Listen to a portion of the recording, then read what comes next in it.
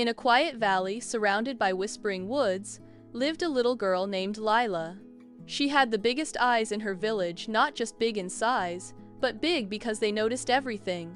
The way the wind tousled the leaves, the shimmer in a tear before it fell, the tremble in a voice trying not to cry.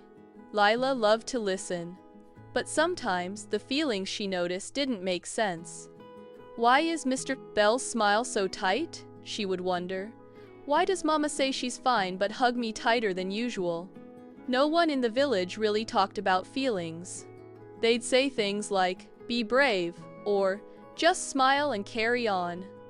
So Lila kept her questions to herself, until one day she followed a glowing path into the forest behind her home. At first, it was just like any other forest. But the deeper she walked, the more the air shimmered not with sunlight, but with emotion. The trees whispered laughter, the grass sighed softly, and glowing orbs floated above the flowers, each changing color as she approached. A curious orb hovered near her. It turned deep blue. As Lila reached out, the orb pulsed and whispered, "This is sadness." Suddenly, she saw a tree bent low with heavy branches.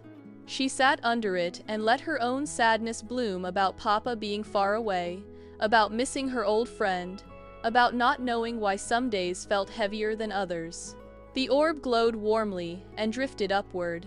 Then another appeared, bright orange, zipping around with excitement. "This is joy," it giggled. Soon, Lila was chasing it through the woods, laughing until her sides ached. Each part of the forest held a new feeling. Red for anger, crackling and hot like firewood. Green for calm, humming softly like a lullaby. Purple for fear, trembling gently, but never unkind. As she walked deeper, the colors swirled around her, dancing and flickering, until they wove into a soft light that wrapped around her heart. And there, at the forest's center, stood a mirror made of leaves and light. Lila looked into it and saw every feeling she'd met, reflected in her own eyes. "You are not too much," the forest whispered. "You are simply full of feelings, of light, of understanding." With a smile, Lila returned home. From that day on, when someone in the village looked confused or quiet, Lila would sit beside them, not to fix it, but to feel it with them.